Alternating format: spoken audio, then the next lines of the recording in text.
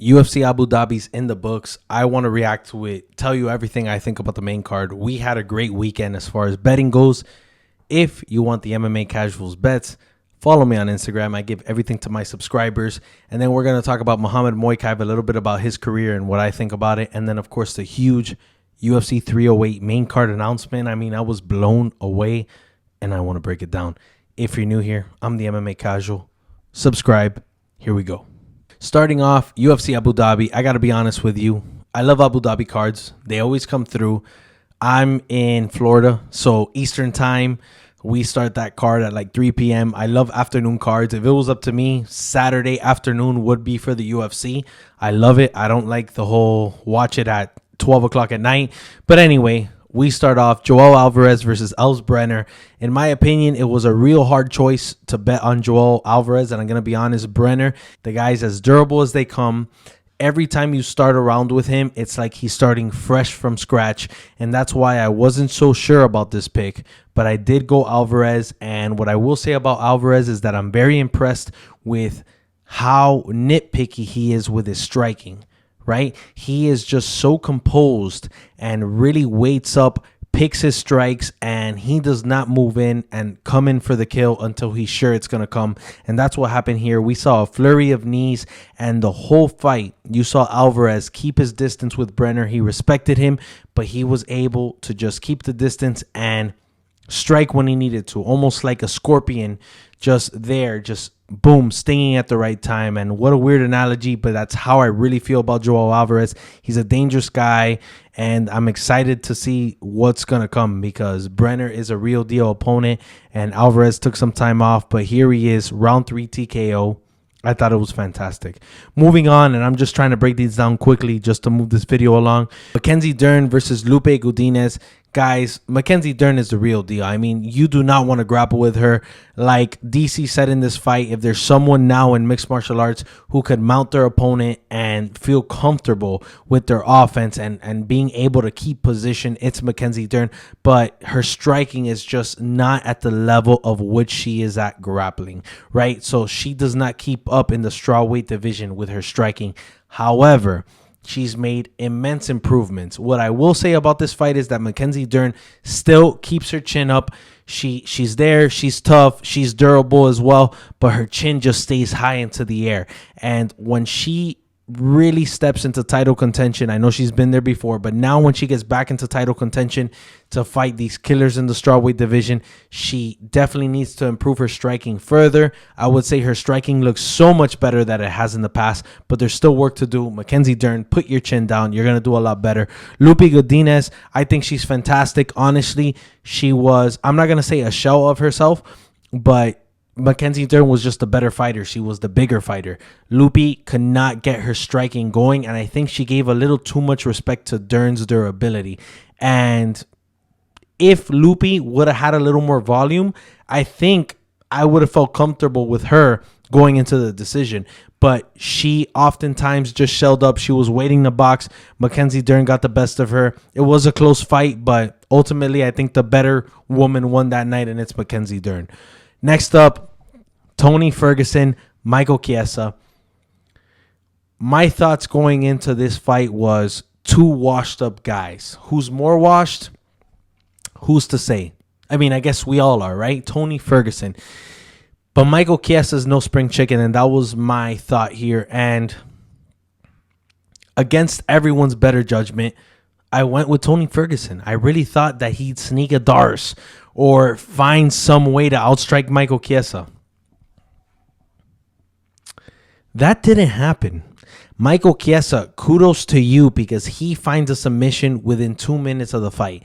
And I got to say, Michael Chiesa looked good. I don't want to take any credit away from him. Do I think he's a contender in the welterweight division? Of course not.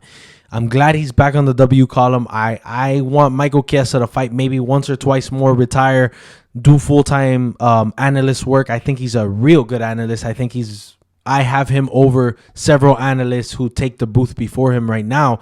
But Tony Ferguson, let's give the spotlight to him. You should have retired 5 fights ago. You're still in there. And then, unfortunately, when it's time to get on the mic and finally just have your moment in Abu Dhabi, You do the most Tony Ferguson thing of all. You only take off one glove. What in the world, Tony? CTE, honestly, it needs to be next to the name Tony Ferguson in parentheses. Tony Ferguson should not fight anyone ever. Tony Ferguson should be a professional badminton player before he steps into an octagon again. I mean, there's no reason for this. And to be honest, everyone's like, oh, is he retiring? I'll tell you something. He never steps foot in a UFC octagon again. Dana White wanted him to retire some time ago.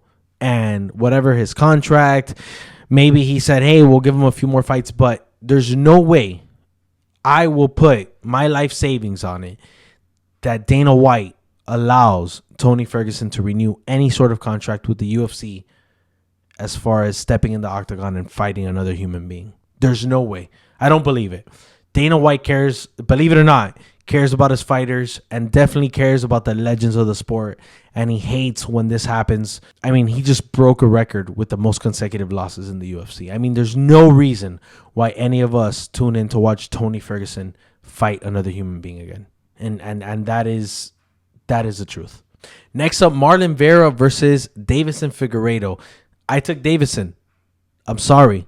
Marlon Vera as a fighter has slowed down. And unfortunately, Marlon Vera is fighting real deal contenders now. And I'm not saying that, I'm not trying to discredit any of his wins, but this is not the same guy we saw in 2021. This is not the same guy we saw in The Ultimate Fighter. Marlon Vera is just, I don't want to call him washed, but I have to say that Marlon Vera is a top 15 fighter. Marlon Vera is not a top 5 fighter. And I hate saying it because I love the guy. Honestly, I think he's very entertaining. I like his fight style, but it's just the truth. I mean, the bantamweight division is as stacked as it gets right now.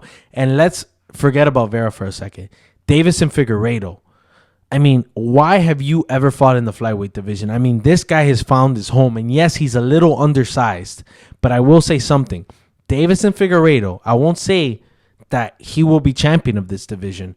But Deiveson Figueiredo, if he wants to, will be in the top 5. It's 2024. He could be in the top 5 till 2027. I'm dead serious. I think he could beat another 2 real deal contenders and then finally find the hiccup. Does he beat Sean O'Malley? No. Does he beat Merab? Maybe. I'm confident in saying that. Just the fight style. He could compete. And yes, he's a little undersized, but Deiveson Figueiredo's very scary in bantamweight, and I'm glad he found his home. And he knocked down Cheeto. Cheeto's never been knocked down, and he knocked him down. Think about that. Deiveson Figueiredo. God of War. Big deal right now. Next up, Charles Magomedov versus Michael Alexachuk. Michael, whatever the hell you want to call him. That's a tough dude, number 1. Charles Bullet. I was a little hesitant with this fight and betting because Charles was a heavy favorite. And to be honest with you, Alexachuk's a bad dude, bro. Even the Kevin Holland fight, like he knocked down Kevin Holland. And then Kevin was able to find his arm. And then, he didn't even tap. The ref stopped it. But I wasn't so sure that Shara being, seeing his previous fights was going to be able to stay away from Alexachuk's power. Alexachuk had the pace the whole fight. Shara proved that he's real deal and he's going to be a problem at the middleweight division. But he got the best of the strikes. He cut open Alexachuk. He performed when he needed to. It was that simple. He got the better of the strikes, but I just have to say, Alexachuk, I think is it a 3-fight lose streak or 2? I'm sorry for my misinformation, but this guy's real deal as well, and I think he's a problem. We have to just dismiss him here because we got to pay attention to Shara Bullet. Shara Bullet's good, but he's gonna have a tough time now when he deals with ranked contenders. I mean, he's proven that he could steamroll through some guys, but it's gonna be tough. The middleweight division is no easy division, and I think he's great, but he's not perfect. And we're gonna find the loss before he gets a title fight. That's what I'll say about him, and quote me there and save that clip because it's gonna happen. Last but not least, Corey Sandhagen, Umar Nurmagomedov. 17-0 going into this fight. Here's what I'll say about this. I didn't bet any money, number 1. But I didn't know who I was comfortable betting on because Nurmagomedov is Nurmagomedov, and that's the name and the individual as well. But Corey, I have to say Corey's probably the most creative fighter there is in the bantamweight division. Listening to his clips and his videos and seeing the type of guy he is, I would say that he's the most educated on fighting. I'd say. I don't know if that's safe to say educated on fighting, but I think he has so much wisdom inside the octagon. And as far as mixed martial arts go, I think he's like a real genius. And I thought he had a great performance. I thought he showed everything he had.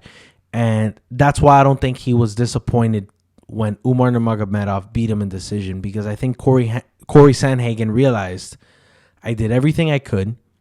I brought everything to the table. And this guy just bested me. I don't think Corey came in and said, I made these mistakes. I think Corey came in and said, man, I was almost perfect in there.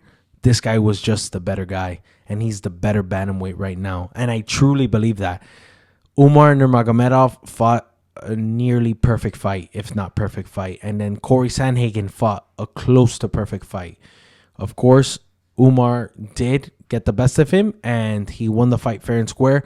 But this was a masterclass by both gentlemen. And I have to say, if you want the highest level of mixed martial arts, if you want the representation of the highest level of mixed martial arts, rewatch that fight between Corey Sandhagen and Umar Nurmagomedov.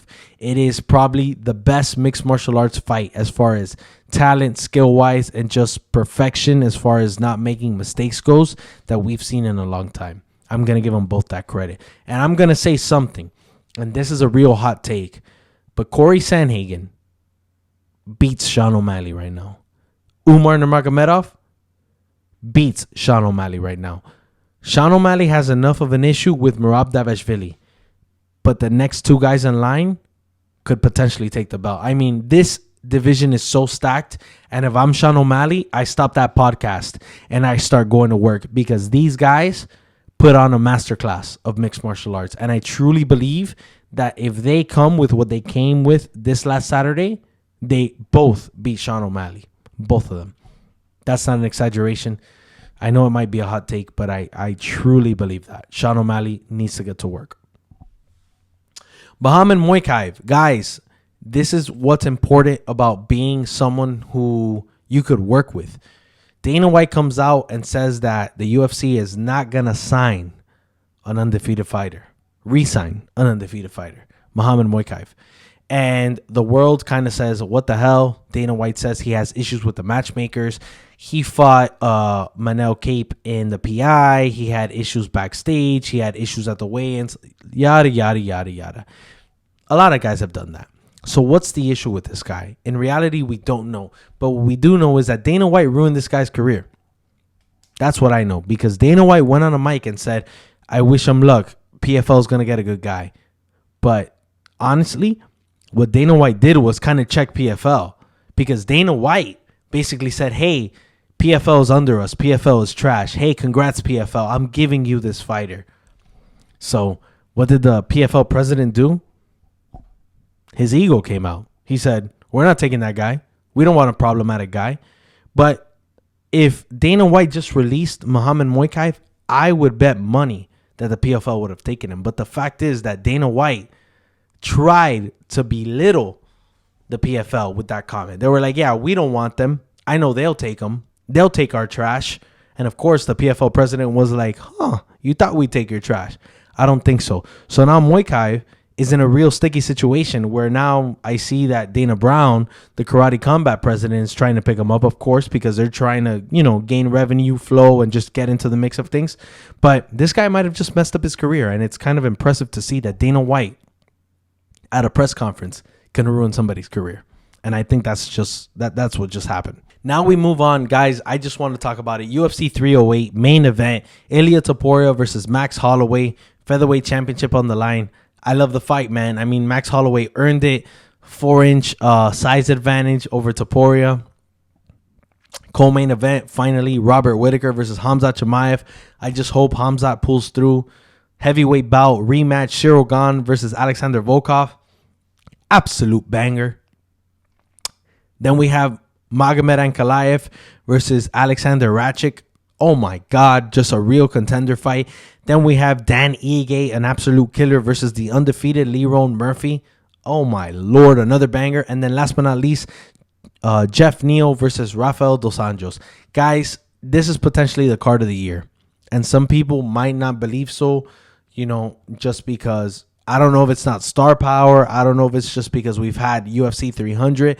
But when you put this on paper, we have perfection. And I'm super excited. I'm going to be coming out with a video talking about the whole breakdown months before this fight, which is, in the next week or two. And there's just so much to break down and talk about. And I can't wait, guys. Again, if you're new here, I'm the MMA Casual. I hope you enjoy this video. I hope you always enjoy it. Be sure to subscribe and go follow me on Instagram. Have a good one.